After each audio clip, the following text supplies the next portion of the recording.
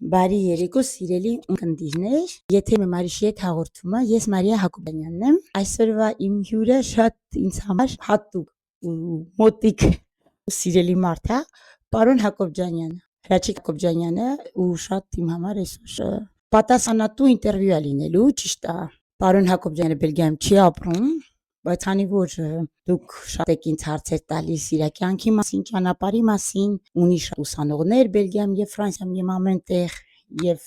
շատ հետևորդներ, որոշեցի որ գուցե լավ կլինի առիթը օգտագործեմ ու իմ սեփական հայրիկին հարցեր տամ։ Վստահ չեմ հայրեն իրան շատ դուր կգա, բայց փորձենք։ Պապջան, բայ։ Բարի երեկո։ Ոնց ես։ Հրաշալի, ես հետ միշտ ինչպես միշտ շատ լավ։ Պատրաստ ես։ Քննելու ենք, զննելու ենք։ Ուրեմն, պարոն Հակոբյանյան, երբ ես ծնվել, որտեղ ես ծնվել։ Ծնվել եմ շատ պատասխանատու ժամանակաշրջանում, երբ որ հայրենական մեծ պատերազմը դեռ նոր էր ավարտվել, մարդիկ արդեն վերադառնում էին իրենց տները, հայրս որպես պատերազմի վիրավոր մի քիչ ավելի վաղ էր եկել եւ կարողացավ ինձ ունենալ արդեն 1946 թվականի մայիսի 1-ին։ Մայիսի 1-ին Իջևանի շրջանի Խաչթարակ գյուղում մի ծառայողի ընտանիքում։ Մայիսի 1-ը սկզբնավորվեց նրանով, որ ես այդ օրը փչացրի իմ մեծ քրոջ ծրագրած օրը, որովհետև նրանք պետք է գնային յուղի վերևում կար մի լիճ, որ Ղամշուտ էր կոչվում, անունը ինքը իրեն արդեն ասում է թե ինչ լիճ է, այնտեղ մեծ միջոցառումներ լինեին, եւ երբ որ ես առավոտյան 9-ին արդեն որպես երկնային պարգև ստացվեցի, ձևավորվեցի, ծնվեցի, պորտալարը ծնվեցին, քույրս ստիպված էր եղել չգնալ այդ միջոցառմանը։ Շատ ճակատագրական մի բան է սա, որովհետև հետագայում իմ գիտակից կյանքի բավական մեծ հատվածում իմ քույրը իմ երկրորդ մայրը եղավ, իմ մոր արկայության պայմաններում, իմ առաջին Գրետային, փաստորեն Գրետայի բաններն ես խառնել պայմաններում, այո, որ Պապ, ինչ էր սիրում փոքր ժամանակ, ինչ չէր սիրում։ Փոքր ժամանակից ես հիշում եմ մեր մանկական խաղերը, առանց սեռային տարբերական, միջև այն տարիքը, որ ես ապրեցի գյուղում, տղաները եւ աղջիկները, տղաները ու աղջիկները չէին, նրանք խաղընկերներ էին, խաղում էին նույն խաղերը, բայց իհարկե այս շրջանում մենք ինձ համար ամենագրավիչ տեսարանը մեծ եղբորս խաղերն էին։ Նա ինձնից 8 տարով մեծ էր եւ այնտեղ ընդունված էր, որ երեկոները մեծ խաղեր էին խաղում եւ շատ լուրջ խաղեր էին դրանք։ Դրանք այնպիսի խաղեր չէին, ինչպես ասենք ժամանակակից խաղերն են։ Այդ խաղերից մարդիկ դուրս էին գալիս նույնիսկ վնասված մաշկով կամ ինչ-որ մի բանով, ինչ-որ մի տեղը ցավալով, դա կոշտ կոպիտ զինվոր դաստիարակող խաղեր էին, ու ես հպարտանում էի իմ ավագ եղբորով Դերենիկով, որը միշտ դուրս էր գալիս հաղթանակով, եւ նրա ասենք Ախոյանը Վարդգեսներ, նրանք եղած նյութը բաժանում էին իրար մեջ, հավասար ուժերով, սկզբից ուժեղներին, հետո փոքրերին եւ այլն, եւ այդպես հետո գիտե ինչն էր հետաքրքիր, որ փաստորեն ես հետո հասկացա, որ մարդու գյուղացի մարդու ամբողջ վերաբերմունքը, հասարակության վերաբերմունքը այդ մարդու նկատմամբ ձևավորվում էր հենց այդ շրջանից, թե նույնիսկ երեխա ժամանակ խաղերի մեջ ինչպես էին նրանք դրսևորում իրենց եւ այդ դրսևորվածության այդ տեսակը նրանց եղածի այդ դրսևորում տեսակը իրենց հետ մեծանում էր եւ ձևավորում էր, ու մենք էլ ենք խաղում, բայց ես այդ խաղերին չհասա, որովհետեւ ինչ որ մի տարիքում քույրս ինձ վերցրեց Երևան։ Ինչ հիշողություններ ունես քո մանկությունից, բացի այդ խաղերից, օրինակ, ինչ լավ պատմություններ կասես։ Հիշում եմ փոքր էի, հայրս գրասենյակում էր աշխատում եւ լուր ուղարկեց, թե գյուղը լուսանկարիչ է եղել, դա երևի այն ժամանակների համար երևույթ էր։ Քանի տարեկան էիր։ Ես 4 տարեկան էի։ Այդ պատկերը շատ լավ եմ հիշում։ Երևի դրանով սկսում է իմ, ասենք, հիշողության գիծը։ Դրանից առաջ շատ բաներ չեմ հիշում։ Մայրս ինձ հագցրեց արագ իմ ունեցած լավագույն շորերը իջեցրեց գրասենյակ, այնտեղ դրեցին աթոռին կանգնած։ Հետո հայրս իր երկիղզող պարանից հանեց մի մեծ կարմրաթուշ խնձոր ու տվեց իմ ձեռքը։ ու մինչ նրանք փորձում էին ապարատը կարգավորել եւ այլն, տեսան, որ ես խնձորը գծեցի։ Այսինքն սկզբից այնպեսին էր, որ ես պետք է այդ խնձորը ձեռքից նկարվեի, բայց ես խնձորը գծեցի, ու հետո ստիպված էին այդ խնձորը շրջել իմ ձեռքի մեջ եւ խիստ կարգադրել, որ հետո գուտեմ, բայց արդեն այդ կարմիր մասը չէր երևում, այլ կանաչ մասն էր։ Այդ նկարը իմ ալբոմի առաջին նկարն է։ Գարնանը ընդունված էր, որ երեխաները իրենց ուլերին, իրենց գառնուկներին տանում էին արոտի։ Քանի տարեկան էիք։ 7-ից մինչև 10 տարեկան այդպես, եւ Երևան գալը, հա։ Դասերից հետո վերցնում էինք տանում էինք կենթանիներին արածացնել Եվ գնում էինք այնտեղ, ես միշտ այդ գիրք էի վերցնում, որովհետև միշտ կարդում էի։ Շատ հաճախ լինում էր այնպես, որ երբ որ հանկարծ ասենք թե տարվում է ինտերեսանության, ու հանկարծ մեկ էլ ուշքի էի գալիս, տեսնում էի, որ գար կա, ոչ ուլ կա, ոչ մի բան չկա։ Տագնապով ընկած փնտրում էինք բան, որտեվ եթե նրանք ընկնեին պետական արգելավարած խոտավայրեր եւ այլն, նրանք ուրեմն կարող է պատահի վերցնեին տանեին, ցուգանում էին դրա համար։ Մի խոսքով ամենատագնապահերը դրանք էին։ Եվ ուրեմն գնում էինք, հետ էինք բերում նորից, հետո ուրեմն երեխաներ էին գալիս, ասում, դառնում, նստում, խոսում էինք, ես միշտ ինչ-որ բան ունեի պատմելու այդ գրքերից բան, ու կամաց այս երեխաները ոնց որ թե իրենք սովորություն դարձրեցին, որ իրենք էլ պիտի այնտեղ լինեին, դե որ իրենք էլ այնտեղ էին լինում, ով տանը ինչ կենթանի ուներ, վերցնում էր, բերում էր նույնիսկ սագեր ու բադեր էին բերում այնտեղ արածացնելու, որպեսզի այդ պատմությանը մասնակից լինեն։ Այդպես մի ուրեմն Աստեն այն հետաքրքիր ժամանակվանից դասախոսությունները ժամանակվանից սկսվել է պարապել է։ Երևի։ Մենք մի կով ունեինք, այս կովը խնամեցինք, սանրում էինք մազերը, լվանում էինք ամեն օր տանը, շատ լավ պահում էինք, մեկ էլ այս կովը սատկեց ծննդաբերության վրա, ամբողջ ընտանիքի համար սուկ էր։ Հետո պապս եկավ, մայրական պապս, եւ ասաց, որ դուք առանց կենթանու չպիտի մնաք։ Տվեք ինչքան փող ունեք, ես ձեզ համար կենթանիներ կբերեմ։ Հայս վերցրել էր մի հատ ոչխարի փող էր տվել եւ մի հատ էլ այծի փող որ առնի։ Մեկ էլ օրվա վերջին տեսնում ենք պապս գալիս է, մի 10 հատ կենթանի առաջ արած։ Ես ոնց, ինչ բան, բալիկ ջան, այնտեղ բոլորը նայում են երիտասարդ կենթանի լինի, առույգ լինի, ուժեղ, ասում եմ, ես բոլորը վերցրել, մեկի ոտքն է ջարդած, մեկը կույր է, ասում է, հոտոտելով է գնում հոտի հետևից, մյուսը չգիտես ինչ թերություն ունի, բայց կարևորը ասում է, բոլորը հղի են։ Գարնանը սրանք բոլորը ձագեր են բերելու, դուք միանգամից կրկնակի ներք ունենալու ասում եմ։ Մենք անհատականացնելու շատ մեծ սեր ունեինք։ Մեր ամեն մի ոչխարը հատուկ անուն ուներ, ամեն մի այծը հատուկ։ Մենք նրանց բոլորի բարքերը գիտեինք։ Դու իշք ունեիր մի հատ, չէ՞։ Պապիս իշուկի ուրեմն ձակներ, Անունը ինչ էր։ անունը Բույան էի դրել, այնքան էին կապել, հետո պապային խնդրեցի, որ ինքը պապիկի վերցնի չթողի, որ վաճառի, շատ, միայն ինձ էր ընդունում, միայն ինձ էր թողում, որ նստեմ մեջքին, լավ համբ կարել էի տվել, եւ այնպես են հզոր ձերի պես սուրում էի ամենտեղ ու բոլոր ամբողջ գյուղի համար ասելիք էր դարձել, որ ես Բույանով հայտնվեցին այստեղ այնտեղ մի անգամ մեկը ինչ որ խմած մարդ է, դե զորով ցանկացավ նստի իմ իշուկին ու բարձրանա գյուղ մի 3 կիլոմետր, ես սրտիցս արյունա գնում, բայց դե իշուկս այնպես մի հատ տրճիկ տվեց է մարդուն վրայից գցեց, որ ես բարձրացա 7-րդ երկինք։ Քո տեղը։ Կենթանիների Մի հետ։ հատ շունիկ ունեիր, չէ՞։ Շունիկը փոքր ձակ էր, ես էլ Ջեք Լոնդոն էի կարդում, անունը դրեցի Ջեք։ Մեծացրի ամբողջ ամառ, հետո այդ տարիներների, որ ծավալներն էի գնում, զմերը գալիս էի սովորելու քաղաքում, շատ մտերմացած էի։ Նապաստակ է բռնել ինձ համար։ Մի հատ ոզնի բնից հանեց եւ այլ։ Հետո իրար շատ հարազատորեն հրաժեշտ տվեցինք, ամբողջ զմերը սպասել են, որ գնամ այդ շնիկի նորից ընկերություն անեմ։ Գարնանը ամառային ցակուրտներից հետո գնացի գյուղ, այս շունը ինձ վրա որ մի հատ կատաղի չհարցակվեց, Չես ճանաչել։ չէր ճանաչել։ Տխուր էր։ Ես շատ տխրեցի։ Պապ դպրոցում ոնց էր սիրում էիր դպրոցը առարկաները։ Ես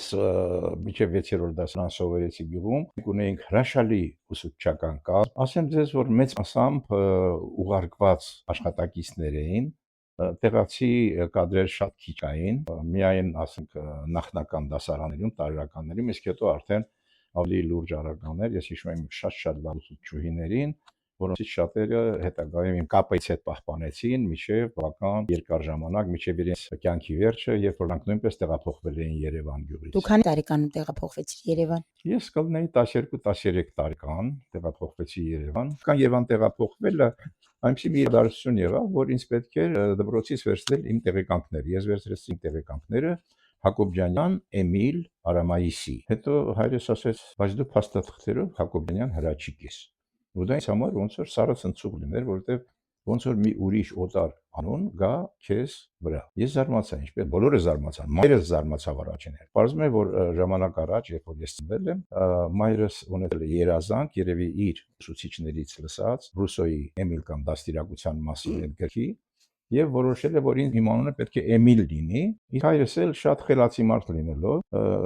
խնդիր չի համարել կնոջ հետ ուրեմն բավեճի մեջ մտնել, զավակի անուն դնել եւ այլն։ Իր համար ինքը գրասենյակում ինձ գրել է տվել Հակոբյանյան Հրաչիկ Արամայիսի, ինչու, որովհետեւ պատերազմական մի ընկեր է ունեցել, որի հետ շատ կապված են եղել, եւ միասին վիրավորվել են։ Եվ ինձ տալիս է մի ուրեմն փաստաթուղթ, որի վրա գրված է Հակոբյանյան Հրաչիկ Արամայիսի, որը փոխադրվել է այսինչ դասարան եւ տրվում է ներկայացնելու Երևան հանրակրթական դպրոց։ Դա ինձ համար մեծ այնպես ցնցում էր եւ ես ստիպված եղա այդ դրանից հետո անընդհատ մինչեւ այսօր էլ ես դեռ չեմ կարողանում ամբողջապես հարմարվել, որովհետեւ հետո դա դարձավ ինձ համար ոնց որ ջրբաժան։ Նրանք ովքեր որ կանչում էին ինձ Էմիլ, ես գիտեի, որ նրանք ընտանեկան ծանոթներ են, որտեղ ընտանիքում ես հայտնի եմ որպես Էմիլ։ Նրանք ովքեր ինձ կանչում էին Հրաչիկ, ես գիտեի, որ դրանք համալսարանական կամ բրոսական տարիների ընկերներ են։ Այս Իսկ ջրբաժանով նրանք ես որ քեզ կանչում էին Ռոբերտ, ոնց է Ռոբերտ։ Ռոբերտ Ռոբերտ դա մի ուրիշ պատմություն էր, կապված են ծանր տարիների հետ, երբ որ սովետը արդեն փլուզվում էր, եւ մեքենա ունեին փոքր, դրա համար բենզին չէր ջարում, կողքի գյուղում ընտանիք կար, որը մեծ մեքենա ուներ, նրանք պետությունից լցնում էին, գարաժից լցնում էին բենզին, հետո ինքը ոչ մի բան չէր անում, բենզինը վերավաճառում էր եւ այդպեսի մի ինչ որ պայմանավորվածություն կար։ Սուրեն էր անունը, գավառից էին, Երևանում էին բնակվում, շատ լավ ընտանիք էր, շատ լավ անձնավորություն էր, Չորրորդ գյուղ։ Եվ ուրեմն երկար ժամանակ գնում եմ Սուրեն, հետո անհարմար վիճակ էր ստացվում, ինքը ինձ պիտի դիմեր, բայց այնպես չէր եղել, որովհետեւ մեկ ինձ իրեն չէր ներկայացրել, բայց արդեն շատ մտերիմ էինք, իր ընտանիքը, կինը, երեխաները եւ այլն։ Հետո մի անգամ ես հարևանից վերցրի, ասի դու այնտեղ ինձ ասա Հրաչիկ, որ այդ մարդը իմանա, որ ես Հրաչիկ եմ։ Գնացինք ես ընկերս, իմ հարևան Գոռը, մի քանի անգամ Հրաչիկ ջան, Հրաչիկ ջան, այնպես մինչև բենզինը լցրեց, մինչև այդ ամանի կոկորտը, սիրում էր մինչև վերջ լցնել բենզինը, հետո էլ ասեց Հրաչիկ ջան, հաջողություն քեզ, հետո մյուս անգամ որ եկա 3 օր հետո լցնել, հավանաբար իմ անունը տարածել էին իրենց ընտանիքում, բայց բոլորովին ուրիշ էր։ Հայրը դուրս եկավ, ասեց բարև Ռոբերտ ջան։ Հետո ինքը դուրս եկավ, բարև Ռոբերտ ջան, Ռոբ ջան։ Եվ այլն այդպես vetել մնաց երրորդ անունը այդ գյուղի բնակիչների համար։ Պարզա, իսկ ոնց ես որոշում որ գաս Երևան, ինչի է դա կապված լինում Երևան գալը։ Քույրս Երևանում աշխատանք էր գտել եւ տուն է վարձել, ու չէր ցանկանում մենակ մնա, եւ նրան պետք էր մեկը, որ իր հետ այստեղ ապրի, եւ նա իր ընտրությունը բազմանդամ ընտանիքի 6 երեխաներից այո կանգ առավ ինձ վրա, եւ մենք շատ լավ օրեր, տարիներ ենք ապրել Երևանում միմյանց հետ։ Իսկ օրինակ հիշում ես, ասենք, ինչ զգացումներ 12 տարեկան տղան, որը փոքրիկ գյուղից, հա, Խաշտարակ գյուղից տեղափոխվում է Երևան։ Ես Խաշտարակ գյուղը չգիտեմ ժողովուրդ դուք գիտեք, թե չգիտեք, սենց լանջի վրա շատ գեղեցիկ կանաչ գյուղ է։ Ամֆիթատրոնի նման։ Գնացել էի բան Cinque Terre, զանգեցի պապային, ասում եմ, պապ, որոշել եմ այդ գյուղի ժողովուրդը, որ ամեն տունը մի գույնի ներկեն կդառնան Cinque Terre-ի նման, այդ շատ գեղեցիկ տեղականաչ։ Իսկ ո՞նց է դուք ես զգում 12 տարեկանում, դա երևի արտասովոր էր, չէ՞, գնալ Երևան։ Այո, այդ տարիքում միջավայր փոխելը հեշտ չէր, որովհետև այնտեղ ես ունեի արդեն հրաշալի ընկերներ, միջավայր, զբաղմունք, ես շատ էի կարդում այնտեղ։ Եվ գյուղի գրադարանում, եւ դպրոցի գրադարանում, որովհետև գիրք չէր մնացել, որ ես չկարդայի։ Որ լեզվով էիր խոսում, Իջևանի բարբառով, թե։ Չէ, ես խոսում էի Իջևանի բարբառով։ Բայց ես երբ որ Երևան տեղափոխվեցի, ես արդեն պետք է խոսեի Երևանի բարբառով։ Ինձ միշտ թվացել էր, թե Երևանում խոսում են գրական հայերեն, որովհետև ես գրական հայերենին կատարելապես էի տիրապետում, այդքան շատ գրքեր կարդացած լինելով եւ այլն, եւ երբ որ ես հասա Երևան ու մտա Երևան ու տեսա այնտեղ երեխաները ինչպես են իրար խոսում, արա, էթեմ եմ, գալիս եմ եւ այլն, ես հասկացա, որ չէ, սա իմ լեզուն չի, բայց ինչպես պիտի շփվեմ այդ մարդկանց հետ, իմ բարբառով էլ չէի կարող իմ բարբառը հակադրել Երևանի բարբառին, ու ես որոշեցի, որ պետք է շփվեմ գրական հայերենով։ Եվ շատ հաճախ դպրոցի ուսուցիչները հանդիմանում էին իմ դասարանցիներին, թե տեսեք մարդը գյուղից է եկել, բայց ինձ չքնախ հայերենով է խոսում, չնաշխարհիկ հայերենով է խոսում, գեղեցիկ հայերենով է խոսում, իսկ դուք աղավաղում եք այս գեղեցիկ լեզուն։ Քո դպրոցի ընկերները երևի քեզ շատ էին սիրում, չէ՞։ Այո, նրանք չի ասի թե նախանձում էին, բայց նրանց համար առաջին շրջանում մի սպիտակ ագրավ էի, քանի դեռ միասին չսկսեցինք այն աշակերտական առօրյան, որը կապվում է անպայման դպրոցից ինչ-որ դասերից փախչելու հետ, ինչ-որ դասերը չասնելու հետ, հա, դասապրոցեսը խանգարելու եւ այլն։ Մի խոսքով, այդ բոլորը հետո, բայց այդ շրջանում ես շատ ձիգ էի պահում եւ իմ լեզուն գրական հայերենն էր, ոսկեղենիկ հայերենն էր։ Նրանք ասենք, որ շատ շուտ սովորեցիր Երևանի բարքերին, ասենք սենց։ Բարքերին այո, բայց Երևանի լեզուն միջև այդպես էլ միջև վերջել չսովորեցի, որովհետեւ այդ թվում գալիս եմ, գալու եմ, շատ հեռու մնաց ինձնից, այո։ Հա, շատ Երևանը այսօր նույնպես շատ փոխվել է այն խոսքը չի, որովհետեւ այն ժամանակ գիտեք Երևանը մի քանի անգամ քաղաքաշինական ծրագիր է ապրել, նախ կես միլիոն դարձնելու ազգաբնակությունը, հետո չգիտեմ 600,000 դարձնելու, հետո 800,000 դարձնելու, հետո պարզվեց որ միլիոն պիտի լինի որպեսզի մետրո ունենա եւ այլն։ Երևանը անընդհատ լուծվում էր գավառական բնակիչներով եւ ամեն մի գավառացի, ամեն մի շրջանից գալիս էր բնականաբար իր լեզվով, ոնց որ ես էի եկել, բայց նրանք երևի գրական չէին խոսում, նրանք խոսում էին իրենց բարբառով եւ Երևանի փողոցով անցնելու ժամանակ դուք կարող եք լսնել Հայաստանի ցանկացած բարբառ։ Դրա համար երևի ինչ որ չափով նաեւ դա որոշեց, որ ես պիտի դառնամ լեզվաբան։ Իսկ ոնց վերաբերվեցին քո մյուս 4 եղբայրներն ու քույրերը, որ դու եկար Երևան, ոչ թե իրանք։ Մեծ եղբայրս եւ քույրս դեռ սովորում էին դպրոցում, ու ես չգիտեմ ինչպես այդ հարցը երբեք չի քննարկվել, թե ինչի նրանցից որևէ մեկը չպիտի գար քրոջս մոտ, այլ ես պիտի գայի։ Երևի ինչ որ կապ կար, ինձ համար անտեսանելի էր, բայց բոլորին տեսանելի էր, որ ես պիտի լինեի։ Եվ իսկապես մենք մի քանի տարի ապրեցինք, իսկ հետո արդեն սկսեցին մնացածները գալ, քույրս եկավ, պետքույրս, հետո դերենի եղբայրս եկավ, իսկ հետո երբ որ մենք արդեն տուն կառուցեցինք այստեղ, եկան եւ մայրս եւ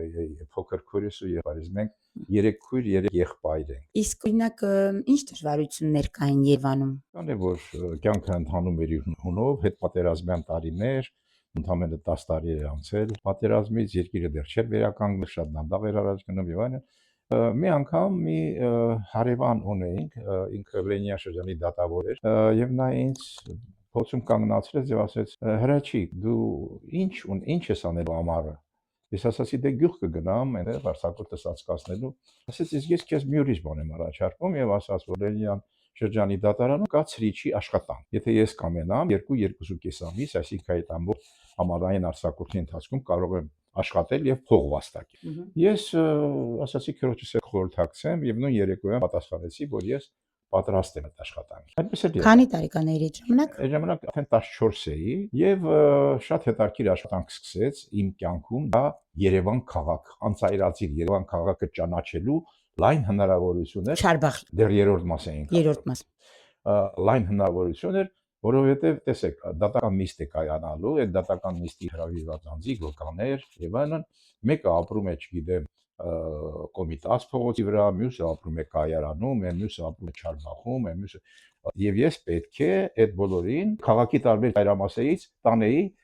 ներկայացնեի ծանուցումը, ստորագրություն վերցնեի, որ ծանուցել են ու բերեի։ Դա իմ աշխատանքն էր։ Աստորեն Երևանը շատ լավ ճանաչեցիր դրա Ինձ շնորհիվ։ տալիս էին տոմս, որը աշխատում էր տրոլեյբուսի, ավտոբուսի համար եւ տրամվայի համար։ Այնպես որ ես դրանով ոչ միայն իմ աշխատանքային գործունեությունն էի կատարում, այլև որևէ տեղ տեղափոխվելու ժամանակ այդ ընթացքում այդ տոմսից ազատորեն օգտվել։ Ես հիշում եմ իմ առաջին աշխատավարձը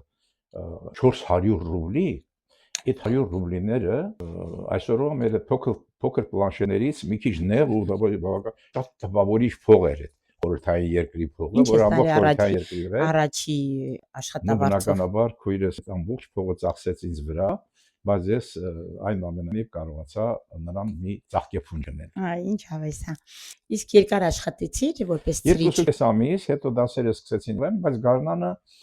պայմաններ սկսվեց, ես զգացի, որ իմ աշխատանքը կարևոր է, եւ ես աշխատանքի անցա կաբելի գործարանում։ Ինչ էիր անում կաբելի գործարանում։ Ես արդեն ինչպես ասեմ 14-15 տարեկան, հա։ Այո, 14-15-ի մեջ ես արդեն այդ ցրիչի աշխատանքին շատ լավ վարժվել էի եւ այնտեղ որ գործարանի ցրիչն էի աշխատել, այստեղ արդեն հասցեները այլ էին, չկային ընտանիքներ, չպիտի գնայիր քաղաքի ծայրամաս, այնտեղ այն ժամանակ կար ուրեմն ժող տնտխոր, ես գնում եմ ժողովրդական տնտեսական խորհուրդ, նամակներ էի տանում կառավարության, այնտեղ նամակներ էի բերում, մտնում էի post, հեռագրեր էի տալիս, հեռագրեր էի ստանում։ Կարևոր գործ ունեի։ Կարևոր այնպես Պատասխանատու ֆունկցիոներ էի այդ ժամանակ, եւ այնպես ազատ մուտք ունեի գործարան, չնայած վարչության շենքը գործարանից դուրս էր, բայց ես ազատ մուտք ունեի, հարգանք պատիվ, փողոցներում բոլորը հարգալից ինձ վայվում էին, եւ ես հասկացա, որ ես կյանքի մի մասնիկն եմ։ Քանի տարի աշխատեցիր կաբելի գործարանում։ Այդ շատ երկար աշխատեցի, մինչև process ավարտելը եւ դրանից հետո համալսարան ընդունվեցի, բայց համալսարան ընդունվելու տարին այստեղ փոփոխություն տեղի ունեցավ։ Մեր բաժինը կոչվում էր էլիտար բաժին, մենք ներքուստ, որտեղ մենք առանձնապես աշխատանքի մեջ չէինք շփվում այն արտադրական process-ների հետ, որ շոր եք ստացում եւ այլն, գեղեցիկ արտահայտությամբ շրջում էինք, մենք շապիչ ստուգիչ սարքերն էինք ուրեմն բանանում, խնամում եւ այնտեղ դիագրամաներ էինք փոխում եւ այլն, մի խոսքով, հետո պետք էր ունեմ տանում էինք, սարքում էինք ես մինչեւ 6-րդ կարգի փականագործի մասնագիտություն, իսկ հետո այնպես եղավ, որ մենք ասմունքով ունենք, որ նաև գործարանի ռադիո հանգույցի հաղորդավարներ, միակ հաղորդավարներ, ու երբ որ նա ավարտեց, նա ինձ ուզում է դուրս գար, ինձ ասաց հրաչիկ կգնաս իմ փոխարեն աշխատել։ Դա այդ շրջանում արդեն գործարանի եւ տնօրինությունը եւ իր ուրեմն տեխնիկական կազմը, արմիությունը, կուսկումիկան եւ այլն։ Էիր այդ ժամանակ։ Ես դեռ աշխատում էի, բայց միաժամանակ ես սովորում էի եւ միաժամանակ աշխատում էի։ Դասերը շատ լավ էին ընթանում, ես ժամանակ ունեի աշխատանքի ժամանակ նվիրել դասերին եւ այն դա այնպես վարակույց ենքով, բայց այնուամենայնիվ ես համաձայնեցի եւ ինձ շատ մեծ սիրով աջակցեցին, որ ես աշխատեմ այդ ուրեմն դիրքում։ Շաբաթական 3 անգամ եթեր էի մտնում կես ժամով, մի ժամ էր, բայց կես ժամ երաշտներն ներկայացնում, կես ժամ լուրեր եւ ներողություն 15 րոպե լուրեր եւ 15 րոպե ես մտցրել էի նոր հաղորդաշար գործարանի լավագույն աշխատակիցների կյանքից եւ փորձից։ Սա մի էպոպեա էր։ Ես այդ գործարանում հայտնաբերեցի այնպիսի հրաշք մարդիկ, որոնք Սասունից էին եկել, Բուշից էին եկել, Ապարանից էին, Հայաստանի բոլոր շրջաններից այստեղ էին եւ նրանք հզոր մարդիկ էին, ընդ որում գիտեք պատերազմի ժամանակ նրանք տրողազուրկ, որփանոցներով մեծացած, աշխատանքային ուսումնարաններով ձեռք բերած իրենց առաջին աշխատանքային հնարավորությունները, մասնագիտություն դրանք եկել էին արտադրություն, աճել էին, այսօր արտադրության պետեր էին, արտադրամասի պետեր էին, նրանք հզոր մարդիկ էին եւ նրանք ինձ շատ էին սիրում։ Ու ես ուզում եի, որ նրանց կիսագրությունը, այնց որ հիմա դուք եք ինձ հետ զրուցում, Մարիսա, ես էլ այդպես զրուցում էի մարդկանց մասին եւ շատ Աստորեն ես այդ մասը չգիտեի։ Նրանց, այո, նրանք էլ ասում երեք ես ուրիշ կերպ մտա գործարան, բայց երբ որ ասում լսեցի այդ հաղորդումը իմ մասին, ես հասկացա, որ ես այս գործարանում հասարակ մարդ չեմ։ Ես տեր եմ ու տիրական եմ։ Ահա այդպիսի զգացողություններ ես մարդկանց պատմել, այո։ Եվ այսօր ես հասկանում եմ քո ապրումները, որ ես այդ մասը չգիտեի, տես որ աստեն անցել է։ Ես բախի բերմամ թե պատահմամբ, բայց կրկնում է նույն պատմությունը, ինչ որ դու արել ես տարիներ առաջ։ Ինստիտուտ դպրոց ավարտում ես, ո՞նց ես որոշում, որ պետքա որտեղ ես նախ ուզում ընդունվես ու ո՞նց ես որոշում, որտեղ ես ուզում ընդունվես։ Շատ հետաքրքիր իրադարձություն եղավ, ես բանասիրական հակումներ ունեի, ես ասացի, որ այդ լեզվական բազմազանությունը ինձ արդեն թույլ էր տվել խոսել բոլոր բարբառներով, ես լեզվական ընդունակություններ ունեի, բոլոր բարբառներով ամեն իր բարբառով էի խոսում եւ նույնիսկ իրադրություն է եղել, որ ինձ չճանաչելով ասում էին ասա ումնացիա։ Էս ումից է, որ այսինքն մեր կողմից է, բայց էսում շարավիղնա, որ այսպես մեր լեզվով կարող, այսինքն ես կարողանում եի Հայաստանի բոլոր բարբառներով խոսել եւ այո, ես որոշված էր, որ պիտի գնայի բանասիրական ֆակուլտետ, համալսարանի բանասիրական, համալսարանի պետական համալսարանի բանասիրական ֆակուլտետ, բայց երեկոյան բաժին, որտեղ աշխատում էի, պետք էր այդ աշխատանքն ու այդ աշխատավարձը մեծ, հետո ես արդեն չէի էլ պատկերացնում, որտեղ ինձ համար ժամանակը օրվա բավարարում էր եւ աշխատանքին, եւ ասենք թե իմ պարապմունքներին, ես երբեք դժվարություններ չեմ ունեցել այս կամ այն առարկան, այս կամ այն թեման յուրացնելու եւ այլն։ Սրա հետ կապված մի փոքր միջադեպ ասեմ, երբ որ ես ընդունվեցի համալսարան ու գնացի դպրոց, իմ բոլոր ուսուցիչները, որոնք ինձ պարապել էին վերջին, նոր դարձել էր 11 դասարան, ես առաջի 11 դասարան ավարտողն էի, բոլորը ընդառաջ եկան եւ ֆիզիկոսը ասում է, Էլի Հակոբ ջաները ասում է, իմ սիրելի Հրաչյան հավանաբար ընդունվել է ֆիզիկայի ֆակուլտետ, մյուսը ասում է, չէ, իմ սիրելի Հրաչյան ընդունվել է տնտեսագիտական ֆակուլտետ է, մյուսը պատմաբանը թե պատմաբան, բայց իմ հայոց լեզվի ուսուցչուհի Տիկին Մոսիսյանը Տեղից չվերկացավել, ուղղակի աթորով շրջվեց դեպի ինձ, ասեց. Արի, դու ինձ մոտ ես գալիս։ Ինքը լավ զգացել էր փաստորեն։ Այո։ Ինստիտուտի տարիները համալսարանի ոնց են անցնում։ Ինչով ես զբաղվում, ինչ ես սիրում, ինչ չես սիրում, ինչով ես հետաքրքրվում։ Ես երջանկություն ունեցա որպես ուսանող ընկեր ունենալ իմ ավագ եղբորը, որը մի քանի տարիներ ջանքեր էր թափել բժշկական համալսարան ընդունվելու համար ժամանակ ինստիտուտ էր, հետո 4 տարի նվիրեց բանակին, այդ Կուբայի հետ կապված իրադարձությունների պատճառով մի տարի էլ ավել ծառայեց, բայց երբ որ եկավ, ստիպեցինք գործերը տալ եւ գնացինք, բայց նա pašարը Որ ընկերոջը։ եղբորը, եղբայրս որ եկավ բանակից։ Հա, եղբայրդ որ եկավ։ Եղբայրս որ եկավ բանակից, պատահություն ունեցանք, այո, ստիպել գնացինք, դե ինքը հրաշալի գրականություն գիտեր, հրաշալի շարադրություններ էր գրում եւ այլն։ Դերենիկ, այո, եւ ես Դերենիկը իմ դպրոցական ընկերը միասին ընդունվեցինք նույն կուրս, նույն ֆակուլտետ, այո, եւ լավ ընկերներ դարձանք, բայց իհարկե նա իմաստացություն էր, իմ մեծ եղբայրն էր, բայց նաեւ ընկեր։ Ես առաջին անգամ տեսա, թե ինչպես երկնքից աստվածները իջնում են եւ ապրում են մարդկանց մեջ։ Դա մի Ինչ լավ է։ Ու հետո ինչով ես սիրում զբաղվել ինստիտուտից դուրս, աշխատանքը պահում է, չէ՞, Տրկաբելային գործարանում, որպես այո, շարունակում է ռադիոյի, այո, ռադիոն աշխատում էր, մարդիկ ինձ շատ ստաժանվույն էին ընդունում, ես ճանաչված մարդ էի, ես ցանկացած մարդ էի եւ այլն, եւ այնուամենայնիվ համալսարանը ինձ կամաց սկսեց կլանել, ճակատագրական եղավ մի հանգամանք, որ առաջին իսկ կուրսում, առաջին իսկ օրերից լսարան մտավ լեզվաբանության դասախոս Էդվարդ Աթայանը, այն ժամանակ դեռևս դոկտոր չէր, դեռևս ակադեմիկոս չէր, եւ մեր հանդիպումը շատ ճակատագրական եղավ։ Հետո ինքը ինձ ասաց, որ ինքը առաջին օրից է նկատել ինձ։ Այդ մարդը այնպես էր ներկայացնում լեզվաբանական իրողությունները, ամենաբարդ բաների մասին խոսում էր այնքան պարզ ձևով, որ անհնար էր նրա մոտ։ Կներես, շատ կներես, բայց Էրիկ Աթայանը ինձ պարապել է ասպիրանտուրայի համար։ Պարզ, ես չգիտեմ պարզ, բայց իր միտքը մի թեմայից մյուս թեման, ես հիշում եմ, որ ես իր պարապմունքից որ դուրս էի գալիս, հյուծված էի, որտեվ ասում ես մարդը ոնց է, դա ամեն ինչ է հիշում, ու իր համար դա սովորական ինչ-որ մի թեմաներ էր, չէ՞, հիշում ես, գալիս էի, ասում էի, ուզում եմ ասեմ, պարզ, իր համար դա պարզ է, բայց մեր համար պարզ չէ։ Այդ զգացողությունը շատ կարճ է տևում, միառժամանակ հետո, երբ որ դու մտնում ես այդ գաղափարների աշխարհը, լեզվական միավորների աշխարհը, նրանց հատկանիշները ճանաչելու եւ դրանցով բնութագրելու աշխարհը, արդեն ամեն ինչ իր տեղն է ընկնում։ Այնպես որ իսկապես ճակատագրական այդ հանդիպման ընթացքում այդ կապը պահպանվեց մեր հետ ամբողջ ընթացքում, այո։ Հետո նա մտավ ընդհանուր լեզվաբանություն դասավանդելու մեզ, իսկ վերջում արդեն վերջին տարին նա նաև դարձավ Բրյուսելի ինստիտուտի լեզվաբանության ամբիոնի վարիչը, նրան հրավիրեցին այնտեղ, եւ նա միանգամից ինձ ասեց. «Հրաչիկ, հիմա դու ավարտում ես։ Ինչ ես անելու»։ Ես ասացի, որ հայոց լեզվի ամբիոնում ես հետաքրքրվել եմ այնտեղ ասպիրանտուրայի տեղ կամ միայն բարբարագիտությունից, բայց ես չեմ ուզում բարբարագիտություն, ես կուզենայի զբաղվել ընդհանուր լեզվաբանությամբ։ Մի փոքր դադարից հետո ասաց. «Գիտես, ես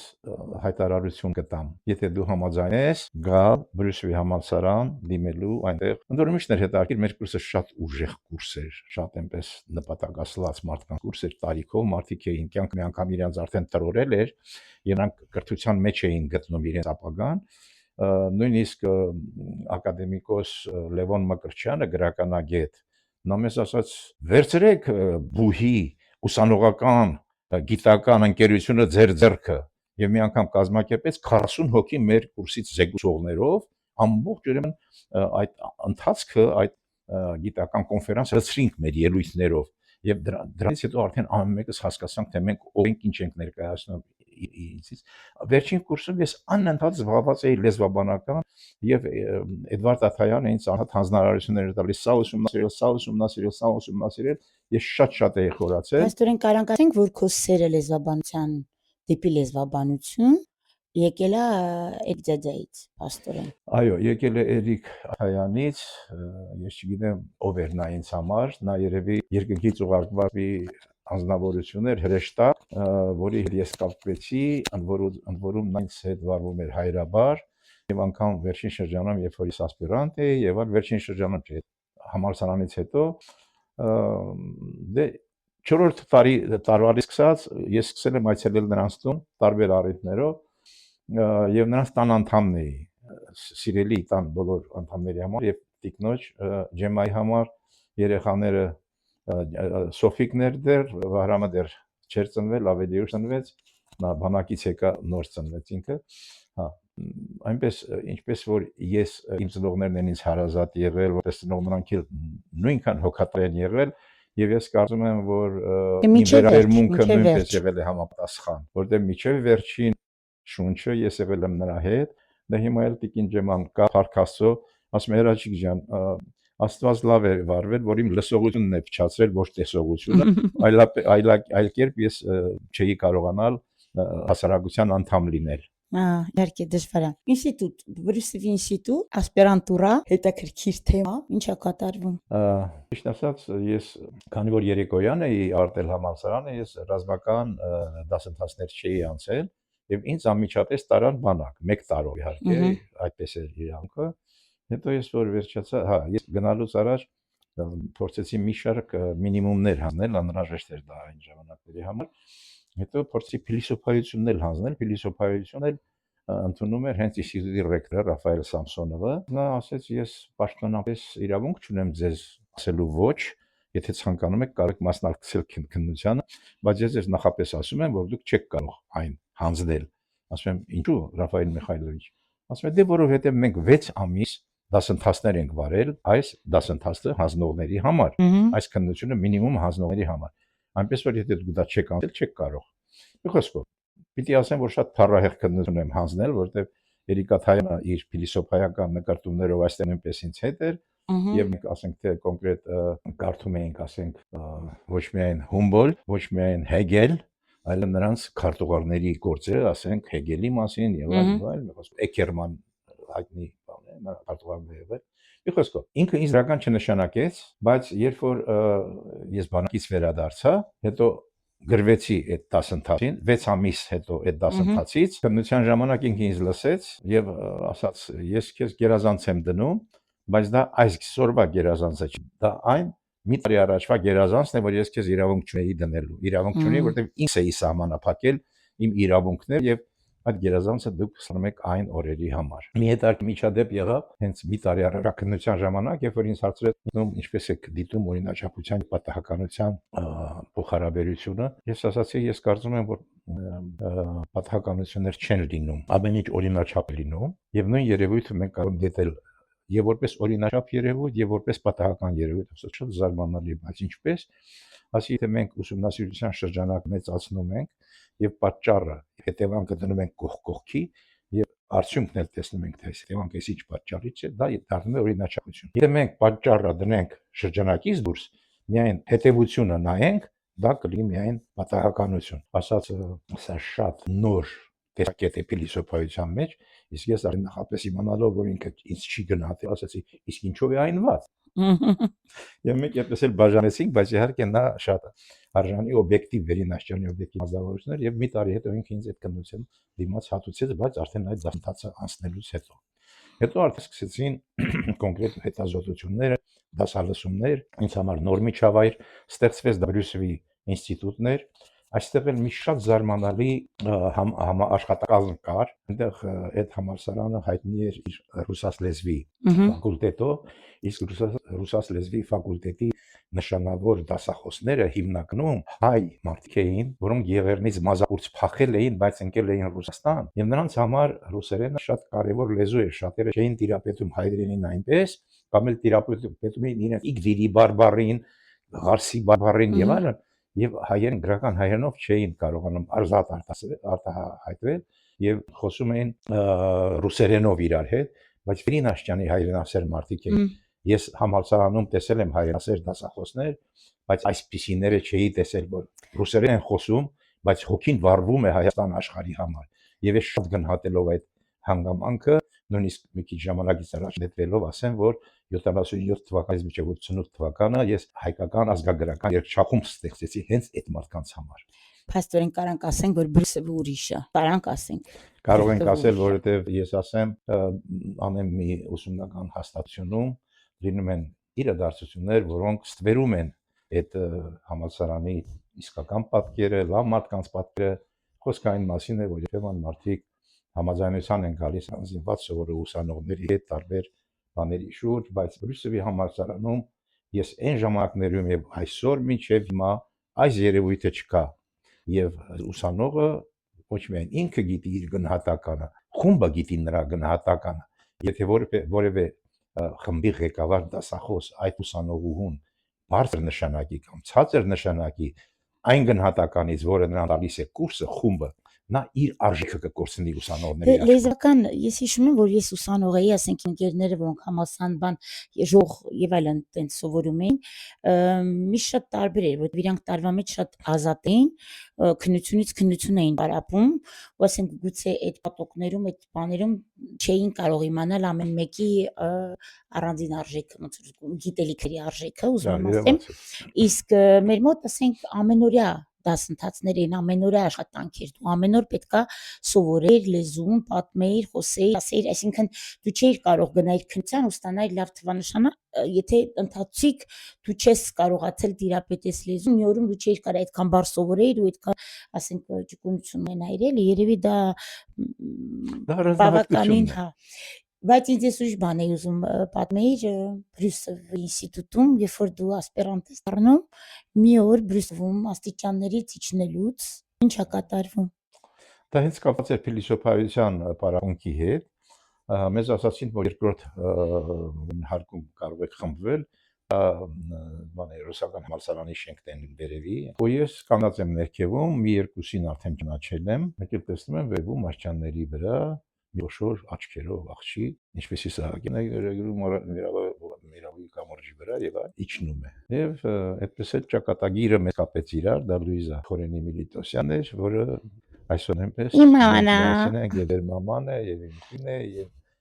իմ մեր փոքր բարիկների տատիկն է եւ այլն եւ այլն։ Աստորեն։ Կյանքը մեզ հանդիպեցրեց, այսինքն Բրյուսովը մեզ հանդիպեցրեց։ Ու երբ մի շրջան եղավ, մեր ռեկտորներից մեկը ասաց, որ մենք պետք է հրաժեշտ տանք այն զույգերից մեկին, ովքեր այստեղ մասին են աշխատում եւ այլն, ես գնացի դիմում գրեցի, որ եթե այդպես է, ուրեմն ես պիտի գնամ, բայց գրեմ ձեզ, որ մենք այստեղ ենք հանդիպել եւ այստեղ ենք ամուսնացել, այնպես որ որևէ մեկը որևէ կին չի բերել։ Այնպես էլ մենք մնացինք տեղում եւ միշտ այսօր կարող եմ ասել հպարտությամբ, որ ինստիտուտի համալսարանում, այդպես ասենք, երկրորդական դեմքեր չենք։ Հա, շատ ջերմ իմ համար էլ Բրյուսովը շատ հարազատ է, որտեվ երևի ծնված օրվանից Բրյուսովի, ասենք, ես հիշում եմ ձեզ շախումբի առաջ կանգնած։ Դու ասենք պաշտպանում ես դու դիսերտացիան, արի հերթով գնանք, որտեվ դու արդեն ուրիշ տեղի գնում ես, պաշտպանում ես դիսերտացիան, ինչ է կատարվում դրանից հետո դասավանդելը շարունակում ես։ Ասեմ ձեզ, ես իմ ասպիրանտական թեման, երբ բանակից վերադարձա, ես բավական շատ նյութեր ունեի, բայց այդ նյութերը կորցրել էի։ Եվ ես հետո տեսա այդ նյութերը մի գրքի մեջ, շատ հիասթափվեցի, բավական երկար ժամանակ չէի կարողանում զբաղվել գիտական աշխատանքով, միայն դասախոսությամբ էի զբաղվում եւ այլն։ Ես կարծում եմ, այդ պայուսակը թողել եմ տաքսու մեջ, բանակ գնալու այն խախուն օրերին։ Բայց պարզվեց, որ չէ, որ թողել եմ ինչ-որ մեկի կաբինետում եւ այլն, ես չեմ ուզում այդ թեմային անդրադառնալ, դա փակ է այսօր որ բոլորի համար։ Հետո ես կամաց սկսեցի արդեն նորից աշխատել, նորից բանակից հետո Մոսկվայում եղա, Լենինգրադում, ամիսներով այնտեղ աշխատում էինք եւ շատ հրաշալի միջավայր էր, ես ասեմ գիտական, բավական երկար ժամանակ անց մի բան տեղի ունեցավ, Գևորգ Բեգլարովիչ Ջահոկյանը, լեսբի ինստիտուտի տնօրենը, ասում է, մի անգամ տեսա փողոցում իր զբոսանքի ժամն էր, ասաց ինչ ես անում, ասի ինչ կանգնած եմ, գործ չունես, արի զբոսնենք, եւ հետո ես իր հետ զբոսնեցի իր զբոսանքի ժամին. Ասում եմ, հրաչիկ, ինչ ես անում։ Ասում եմ, կարդում եմ։ Ասում եմ, այ հիմա ինչ ես կարդում։ Ասում եմ, այ հիմա ես կարդում եմ Շենդելց եւ Ստեփանով։ Հա, այդ գրքերը ուրեմն ստացել ես, հա, ասում եմ, ես նաուկայի կապված եմ, բոլոր նորարարությունները ինձ ուղարկում են տուն։ Եվ ես միշտ դասախոս ես պիտի գիտության արևմտության ալիքի վրա լինես։ Գիտես ինչ, կարդալ կարելի է միշտ եւ կարդալ պետք է միշտ։ Բայց արի ինձ ասի, գնա տուն, այդ գիրքը իսատ է գիտեմ։ Ցալի մի կոնդիր ու սկսի գրել։ Հետո երկու օր հետո ես նրան տեսնում եմ, ասում եմ, հա, ասում եմ 20 էջ գրել եմ։ Ասաց, այ այդպես։ Միայն այդպես։ Եվ այդպես ուրեմն այդ աշխատանքը սկսեց գնալ առաջ, ծավալվեց, զարգացավ, թևեր առավ, թռավ, մեզ էլ թրցրեց, Եվ բավական Ծնվեցինք հետաքրքիր մենք։ աշխատանք ստացվեց, այո, բավական հետաքրքիր աշխատանք ստացվեց եւ այդ աշխատանքի մասին բաներ ելույթներ եղան, հոդվածներ կան եւ այլն եւ այլն։ Շատ հոգատար միջավայր էր, շատ լավ մարդիկ էին, շատ գիտեք ինչ, այսպես եւ մի կողմից հողոտ էին, բայց մյուս կողմից նաեւ ազնվագույն ազնվական մտավորականներ էին։ Մարդիկ քեզ քայլում էին, դու իրենց ուսանողն ես, դու իրենց ասպիրանտն ես, այնպես են քեզ հետ խոսում, կարծես թե դու իրենց եղբայրն ես, 100 տարվա ընկերն ես, իրենց հոսակիցն ես, ահա այս միջավայրում եմ ես մեծացել, եւ երբ ինձ ասում են, թե դու քո ուսանողներին շատ ես տեղ տալիս, ասում եմ, ես ինձ այդպես եմ սովորեցրել։ Պապ, մեծ ուզում եմ ոնց որ ասում այդ աշխատանքային process-ը անցնեմ, հետո նոր վերադառնանք ավելի ուրիշ հարցերի։ Փաստորեն հետո մի շրջանում դու սկսում ես զբաղվել առաջվա Աստրոսկու ուսումնարանով, որը դառնում է դար Երևանի պետական հումանիտար քոլեջ։ Պետական չէր, ես դարձրի պետական, հա։ Հա, որտեղին ես սկսում զբաղվել 91 թվականից այդ քոլեջը բացվեց, ինչ շարժարիթ դարձավ։ Բանն այն էր, որ մի ժամանակ ռուսական, այսինքն մեր երկրի տանկերը մեր փողոցներում բարեկություն էին անում ժամինից հետո ոչ ոք իրավունք չուներ դուրս գալ։ Ես հիշում եմ մի ծիծաղելի դեպք, ես պետք է հասնեի Լույզայի ծնողների մոտ, լավ չէր, շնորհ բարձր բան դեսնեն, եւ ես մի շիշ օղիով նստել եմ տանկ, այդ տանկը երրորդ մասից ինձ հարցրել է կոմիտաս, նույնիսկ ինձ առաջարկեցին, եթե շուտ են վերադառնալու, իրենք ինձ հետ կսպասեն, հետ կտանեն, մի խոսքով, այսպեսին է, հայ այդպեսին է, անգամ վայրի գազանին կընտելացնի ու մնաց ռուս զինվորին, եւ այս այնուամենայնիվ այ Ռուսաստանի հարկը Հայաստանում բավական ընկավ այս քայլում, եւ Ռուսաստանը իդեմս Հայաստանի կորցրեց մի շատ արժանի համագործակից։ Մի խոսք, այնուամենայնիվ հենց այս տարիներին Աստրոսկու անվան ռուսական մանկավարժական ուսումնարանը փակվեց։ Եվ դա հողի վրա, դրա տարածքների վրա ստեղծվեց Երևանի հումանիտար քոլեջը, որը հետագայում, երբ որ ես դարձա նորեն մի քանի տարի անց, դարձավ Երևանի պետական հումանիտար քոլեջ։ Եվ այստեղ շատ կան քո պետական հումանիտար քոլեջի ուսանողներ, այդ որ բարևենք բոլորին, պապայի ուսանողներին։ Բոլոր նրանց։ Հիշեցնեմ, որ վերջի հանդիպման ժամանակ մի ուսանող էր եկել, որը 42 տարի առաջ է ավարտել։ 77-ին հենց այդ տարին երգչախմբի բաց տարիներ, եւ ինքը երգել էր այդ երգչախմբում, այո։ Ասենք շատ դժվար տարիներ էր, հիշում եմ, ու դալեր քո երկրորդ տունը մեր բոլորի շատ ընտանեկան կյանք կար այնտեղ, այդ ուսանողները, դասախոսները, ակտիվ կյանքը, ուսանողական, չէ, ես էլ եմ դասավանդել հումանիտար քոլեջում։ Ասեմ ձեզ, որ դա նոր խոսք էր, նոր հնչեղություն էր, բայց կամաց այն կարող էր ընկնվել նույն մակարդակի մեջ, ինչ որ Հայաստանի մնացած ուսումնական հաստատություններն։ Մենք Հայաստանի առաջին քոլեջն էինք, ու երբ որ այդ հաստատության կառավարման իրավունքը ինձ անցավ, ես ցանկացա, որ նա իր եզակիությունը պահպանի նաև այս ոլորտում, եւ մենք այնտեղ ստեղծեցինք մի ուրույն միջնաբերդ, որը բավական երկար ժամանակ ես կասեի մինչև հիմա իր ունիկալությամբ եւ եզակիությամբ աչքի է ընկնում, որտեվ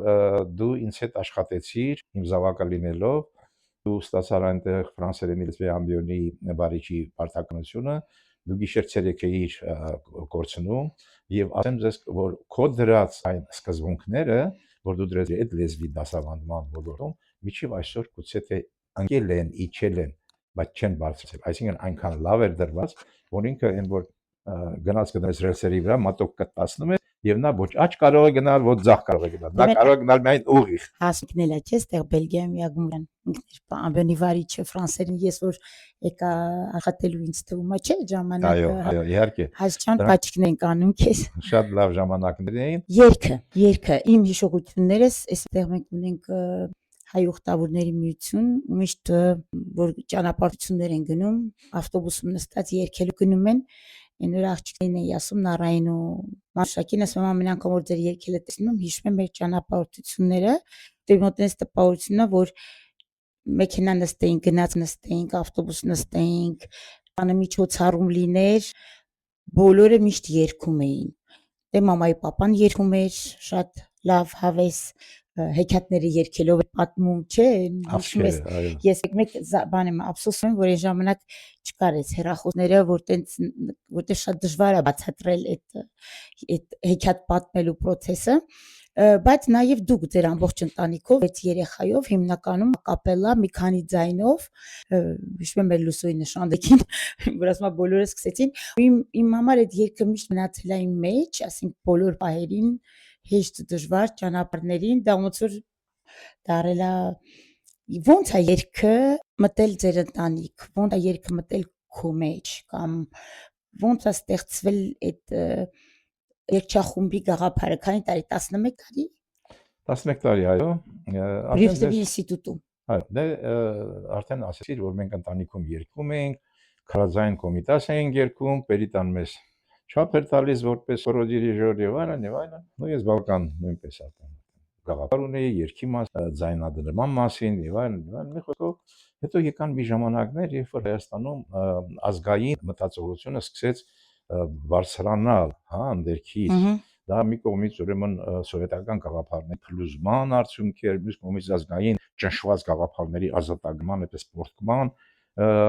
հանգամանք էր, եւ այդ գիտեք ամեն մի ժամանակը բերում է իր գործիչին։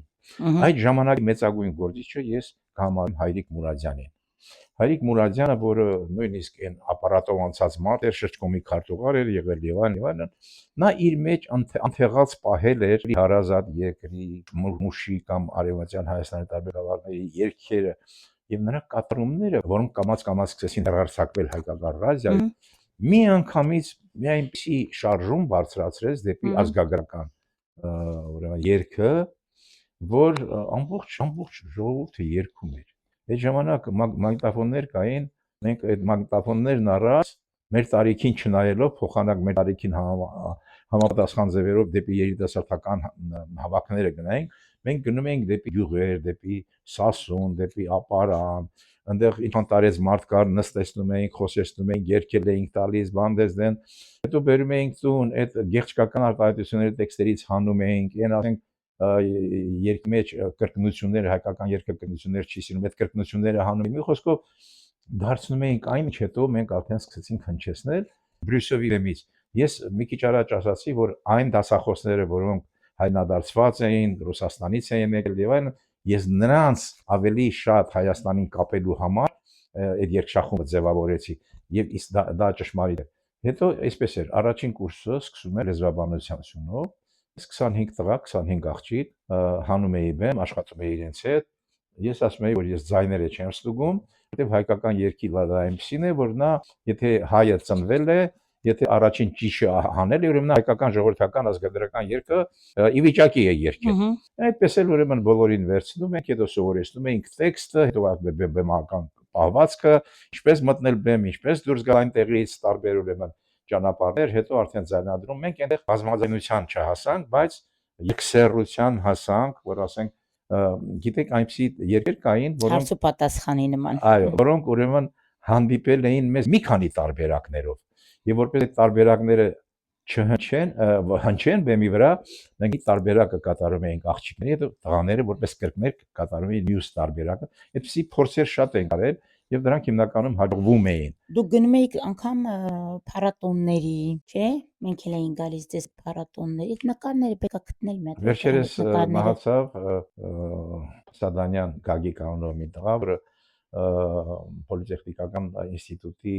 արհմիության նախագահի տեղակալն է, նախագահը կա միջև հիմա Դուրինյան, եւ նրանք ձեռնամուխ եղան ստեղծել այդ ազատականացման շրջաններ, որ նրանք ամեն անգամ մայիսի 20-ից հետո մի շաբաթ, այնպես որ 28-ով վերջանա, որ 28-ը հայոց հաղթանակների օրն էր, ուրեմն այնտեղ մի շաբաթ շարունակ նրանց բեմերի վրա մրցույթ էր գնում, ամբողջ հին խորհրդային միության տարածքից, հայաշատ վայրերից, Ռոստովից, Կրասնոդարից, այնտեղ տարբեր քաղաքներից գալիս էին եւ հրաշալի երգերի ու պարեր էին բերում։ Այնպիսի արվեստի գործեր, որ եթե ասենք 10 տարիներով աշխատես բեմի վրա չես ստանա, բայց դրանք ժողովրդական որպես պար, որպես խոսքով շատ բան սովորեցինք այդտեղ, շատ բան սովորեցրինք այդտեղից, այդտեղ եւ հետո մայիսի 28-ին բոլորը ավտոբուսներով ինստիտուտը մեծ տորից տեղափոխում էր բան Արմավիր, այնտեղ ազգագրական թանգարանի կողք այդ ամբողջ համալիրի առաջ ամբողջ այնտեղ ծոներ, ծոնակատարությունը, Սադարապետի, այո, ճակատամարտի վայրում, եւ մենք իհարկե, այո, ամբողջ ստեղծագործ աշխարհը, հայ աշխարհը, անկախ նրանից թե որտեղ է, մեծ Սփյուռքում է, փոքր Սփյուռքում է, Հայաստանում է, բոլորը իրար ճանաչում էին, բոլոր ստեղծագործական ուժերը։ Շատ տեղերում, հիշում եք Վանդեսդեն, իհարկե հիշում ենք, այդ օրերը ամոռանալի են։ 11 տարի մենք երգեցինք, ամեն տարի ես փոխում էի երգիչներին, որտեղ իմ նպատակը երգի տարածումն էր։ Եթե ես ասենք նույն խումբ, այո, ունեինք մի 4-5 ուսանող, լավագույններ, որ մնում էին բոլոր տարիներին, հա, երկում էին, կատարում էին, Մասյան Կարենը օրինակ միջևում էր, Կտիկնոջ հետ միասին երգչախմբերում երգում էր։ Միջավայրն էր այդպեսին, բայց հետո երբ որ տեղի ունեցավ երկրաշարժը, մենք դադարեցինք եւ այդպես։ Բայց կարող ենք ասել, որ Հայրիկ Մուրադյանը վերականգնեց սերը դեպի հանրակույթային երգերը, ոնց որ Գագիկ Գինոսյանը վերականգնեց սերը դեպի հայկական պարը։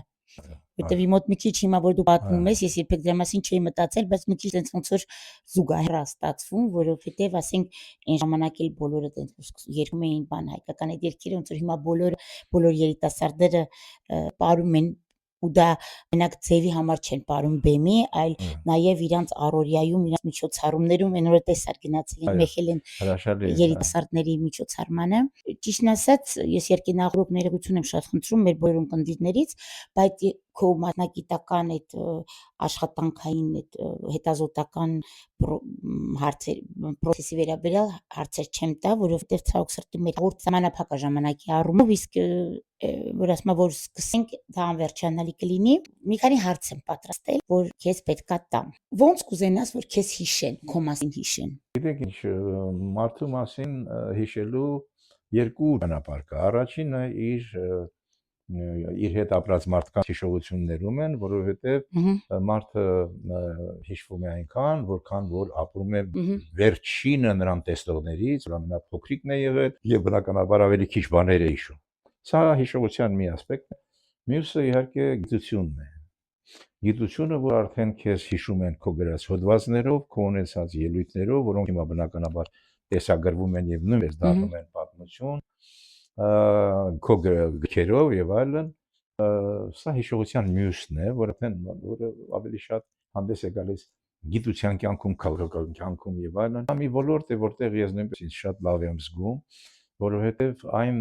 խնդիրը, որ ես բարձրացրել եմ, դրա մասին խոսել իմաստ չունի, բայց դա միակն է, որով այդ արահետ ես եմ բացել եւ ես գնում եմ տարահետով։ Դրա համար ես վստահ եմ, որ այս առումով իմ հոդվածները եւ իմ գիրք եմ պատրաստում, գիրքը նույնպես կհիշվի։ Եթե պետք է ինչ-որ մի բան անվճար անես, ինչ կանես ամբողջ կյանքում։ Ես այնքան բան եմ արել անվճար։ 11 տարի երգչախմբի համար ես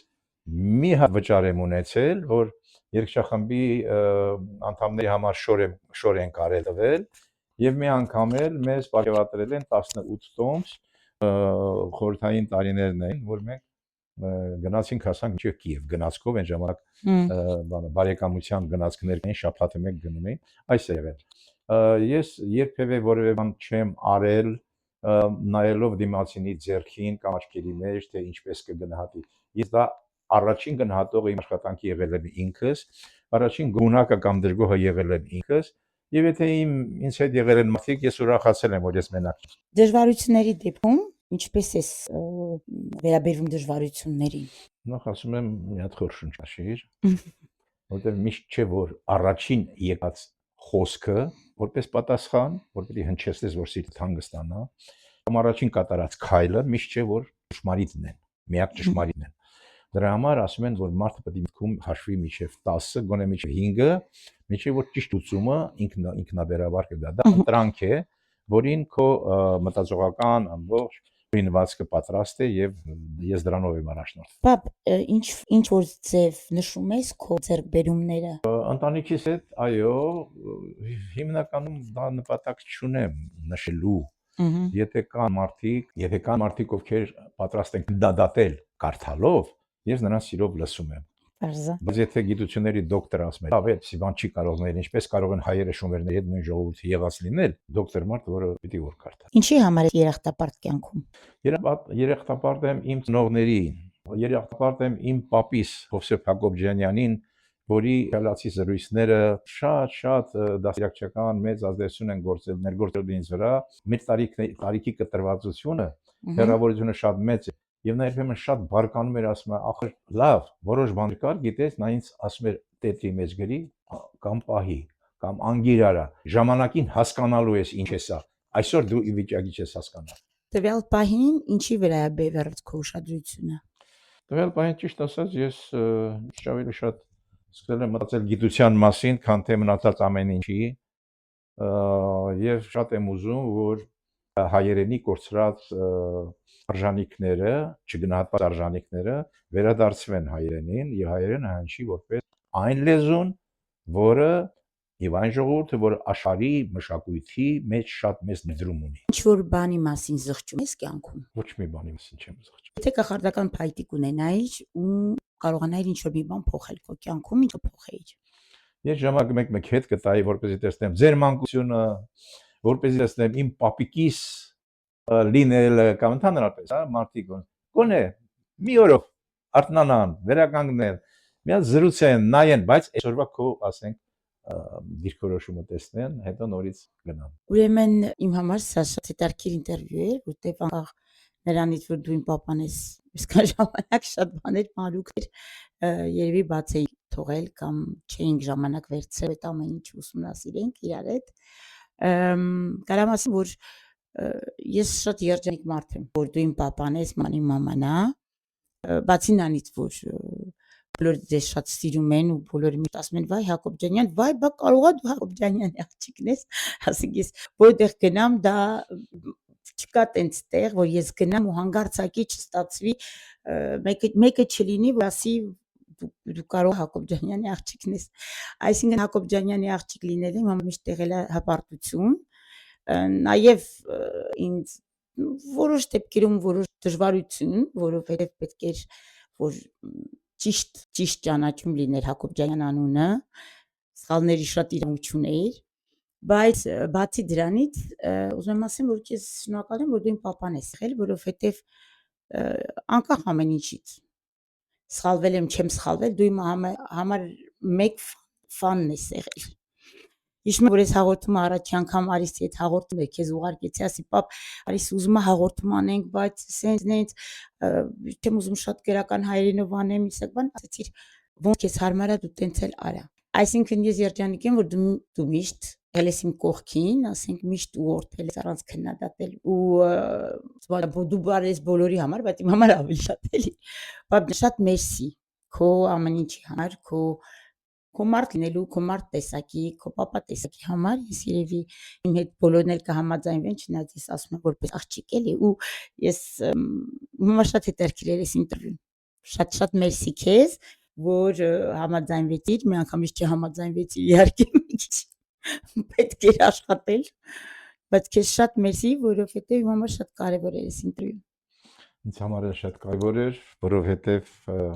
այնպես չի, որ մենք մեծերս միայն տալիս ենք։ Դուք անգամ պատկերացում չունեք, թե մենք ձեզնից ինչքան բան ենք վերցնում, ձեր ծնողները լինելով։ Ժամանակներ են փոխվում, ժամանակների հետ դիրքորոշումներ են փոխվում, կարծիքներ ու տեսակետներ են փոխվում, եւ ամենաճշմարիտը այն է, որ եկող սերնդի մեջ դու հավատում ես քո ժառանգին, քո զավակին եւ նրա մտքի արտացոլանքում տեսնում ես այսօրվա իսկական գնահատականը։ Մենք ձեր շնորհիվ առանց վերլուծելու միջավայրը արդեն ստացել են գնահատական։ Այն մեծ արժեքն է, որ դուք տվել եք մեզ եւ չեմ կարծում, թե որևէ մեկը կարող է սա հերքել։ Մենք ոչ միայն տալիս ենք, դուք մեզ շատ բան եք վերադարձնում։ Բայց նաև ընտրություն է դա ծնողների կողմից ցանկանալ ադապտացվել ուրիշ երկրի օրենքներին, ուրիշ երեխաների, ուրիշ մտածելակերպին կամ օրենքներին ու ինձ թվում է ես շատ դժվար եմ այդ առումով, որ դուք միշտ ինձ տվել եք այդ ընտրության հնարավորությունը առանց ստիպելու այդ ոնց ասեմ քեզ տրադիցիոն կամ ուրիշների հայացքի եւ այլնի ճշմարտակ որոշումներ ընդունելու համար։ Դա ինձ թվում է դա մեր մշակույթի մեջ շատ մեծ երջանկություն է տենց մեծանալը, իմ կարծիքն է։ Ամեն դեպքում մեսի ձեր առօրյա ներկայության միշտ ասել եմ չնայած հեռավորությանը դուք ինձ շատ ուժ եք տվել։ Դրա համար մերսի, շարունակեք։ Ու մենք դեռ լավ հանդիպումներ կունենանք բոլորի հետ ավելի քո աշխատանքների մասին, հետազոտությունների մասին զրուցելու համար։ Շնորհակալ եմ, հպարտանում եմ քեզ մեջ քո արածով։ Մերսի, պապ ջան։ Ես գիտեմ, որ ես միակ մարդը չեմ, որ քեզ սիրում է, հենց այս ոլորտի քո Լավ, ջերմության լավ։ համար, այլ եւ ասեմ, այո, մենք ոչ միայն տալիս ենք, մենք նաեւ վերցնում ենք եւ դուք մեզ օգնում եք միշտ հարմարվելու կյանքի նորությունների ընկալման այդ process-ին։ Շնորհակալություն քեզ։ Մերսի, պապ ջան։ Իմ ունկնդիրներն էլ ասեմ, որ շնորհակալություն եմ հայտնում ձեր ժամանակի համար, ձեր ջերմության, ձեր արձագանքների համար։ Մեկ անգամ եւս ներողություն եմ խնդրում, որ այս ինտերվյուն Բելգիայի հայի հետ չէր, բայց իմ համար կարևոր ինտերվյու էր, ու ես հույսով եմ, որ դուք կվայելեք նույն չափով, ինչքան ես վայելեցի։ Կիսվեք ձեր ընկերների հետ, կիսվեք ձեր մտքերով եւ հետեւեք Բելգիայի ռադիոին, որը մեր բոլորի ռադիոն է Բելգիայում եւ Եվրոպայում։ Մերսի եւ բարի գիշեր։